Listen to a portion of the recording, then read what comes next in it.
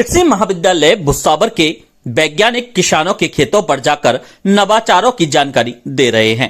महाविद्यालय के dean doctor Udaybhan Singh ने बताया कि डॉक्टर शंकरलाल यादव व डॉक्टर मोहित कुमार ने किसानों के बगीचों का अवलोकन किया।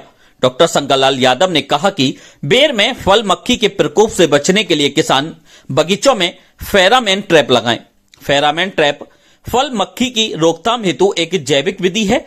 इससे फल मक्खी ने नर कीट आकर्षित होकर मर जाते हैं, जिससे उनकी प्रजनन क्रिया रुकने से कीट नियंत्रण हो जाता है तथा फल खराब होने से बच जाता है। उन्होंने सरसों के तना गलन रोग की रोकथाम हेतु ट्राइकोडर्मा देने की सलाह दी।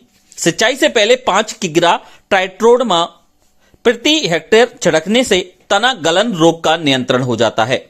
यह भी रोग नियंत्रण की एक जैविक विधि है। डॉक्टर मोहित कुमार ने कहा कि फसलों में खरपतवार नियंत्रण के लिए खुरपी के बजाय व्हील को प्रयोग करना चाहिए।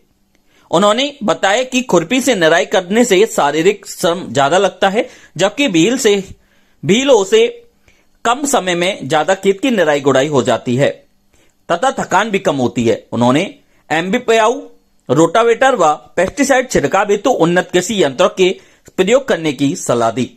इस दौरान कृषि वैज्ञानिकों ने किसानों को किसी भी परिस्थिति में कोई भी समस्या होने पर उनसे बात करने को लेकर भी बात कही है।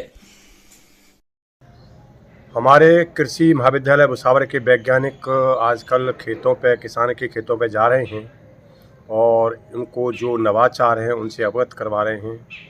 आजकल विशेष जोर जैविक खेती पे है। तो पिछले दिनों हमारे वैज्ञानिक डॉक्टर शंकरलाल यादव और डॉक्टर मोहित कुमार किसान के खेतों पे गए तो उन्होंने पाया कि बेर में फल मक्खी का प्रकोप हो सकता है और उसके बचाव के लिए फेरोमोन ट्रैप का प्रयोग कर सकते हैं। फेरोमोन ट्रैप एक हार्मोन युक्त थैली होती है, उसमें नर कीट फंस जाते हैं जिससे उनका प्रजनन नहीं हो पाता और वो जो है कीट का फर्दर वृद्धि रुक जाती है और मर जाते हैं और फल काने होने से बच जाते हैं। इसी तरह से सरसों में जो तनागलन रोग था उसके लिए भी ट्राइकोडर्मा का प्रयोग कर सकते हैं। ये भी एक जैविक विधि है।